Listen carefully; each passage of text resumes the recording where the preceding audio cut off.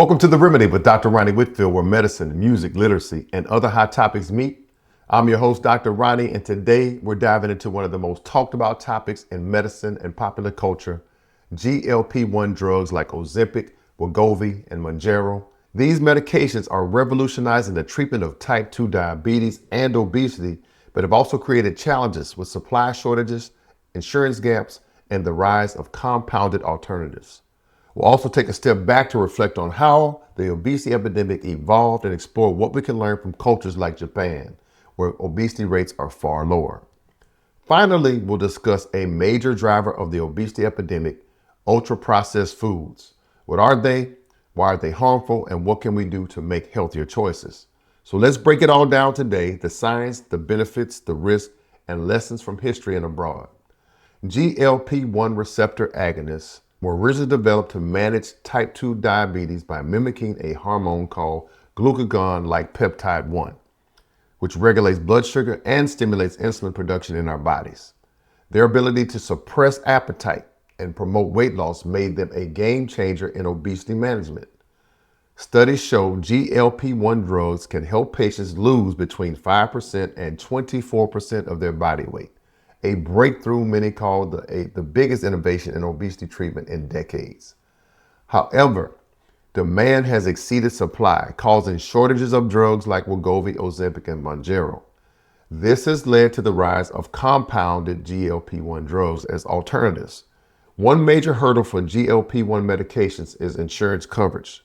These drugs are often covered when prescribed for type 2 diabetes, but rarely covered for weight management, despite obesity being recognized as a chronic disease. This gap forces many patients to pay out of pocket, with costs ranging from $900 to $1,300 per month. For some, this is obviously unsustainable, pushing them toward less regulated compounded drugs.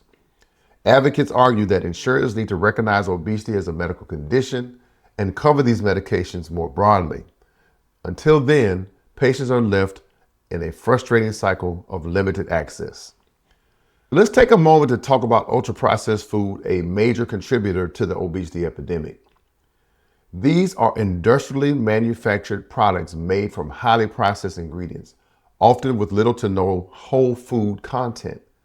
They're designed for convenience and taste, but come at a high cost to your health. Examples of ultra-processed foods include sugary cereals, sodas, packaged cookies, frozen pizzas, instant noodles, and processed meats like hot dogs and sausages. They're often loaded with sugar, unhealthy fats, and salt, but lack the fiber, vitamins, and nutrients that our bodies need. Why does this matter? First of all, cradle to the grave marketing. They're targeted towards our children. And regular consumption of ultra-processed foods is linked to obesity, diabetes, heart disease, and cancer. They're engineered to be hyper-palatable, meaning they're so tasty, sugar, salt, and fat. Some countries like France, Brazil, and Mexico have implemented policies to limit and ban ultra-processed foods, especially in school systems and public institutions.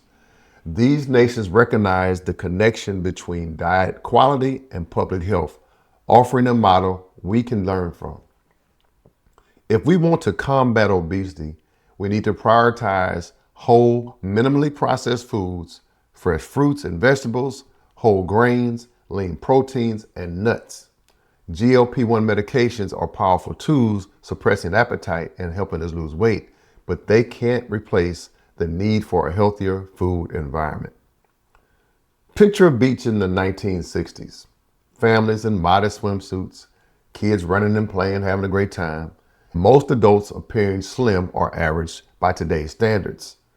Back then, only 13% of U.S. adults were considered obese. Today, that number is well over 40, and in my state of Louisiana, we're approaching 50%. What changed? Processed and ultra-processed foods now dominate our diets, portion sizes are much larger, and sedentary lifestyles are the norm. This environment shift doesn't happen overnight. It's the result of decades of change in how we eat, move, and live. In Japan, obesity rates are just 4%, and some say getting lower. How are they doing it? Healthy habits start early. Schools emphasize daily exercise, and children often walk or bike to school. They also emphasize balanced diets. Meals center around rice, fish, vegetables, and smaller portions. There's a huge emphasis on active lifestyles. Walking and biking are common with cities designed for movement. What can we learn from all of this? By prioritizing healthier school lunch, encouraging physical activity, and designing cities that promote movement, we can reduce obesity over time. I want to get back into this compounded pharmacy conversation. Compounded medications are custom-made drugs prepared by licensed pharmacists or compounding pharmacies to meet specific patient needs. These are not mass-produced medications. Instead, they are tailor-made based on a prescription, especially when commercial drugs are unavailable or unsuitable for a patient. When it comes to one drug specifically, compounded versions have become a popular alternative during shortages. However, they do come with some risk, including dosing errors, quality assurance issues, and safety concerns. The FDA has linked compounded GLP-1 products to hospitalizations and adverse events, leading to warnings. It is important to work with reputable compounding pharmacies and agencies that use the proper medications and explore FDA-approved options wherever possible. GLP-1 medications are powerful tools, but they work best when paired with sustainable eating habits, focused on whole foods, physical activity tailored to your lifestyle, and behavioral therapy to address the emotional and psychological factors that go along with this thing we call obesity. Medications can help jumpstart progress, but long-term success requires addressing the root causes of obesity and making systemic changes. There's a lot more that we can say about these drugs, and we'll go deeper and deeper as the show develops. But that's it for today's episode of The Remedy with Dr. Rani Whitfield.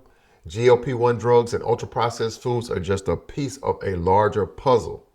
To tackle the obesity epidemic, we need individual action, we need policy change, and broader changes to the food environment. Join me every Sunday for a new episode of The Remedy with Dr. Rani Whitfield. Visit .com, Spotify, Apple Podcasts, or wherever you get your audio fix.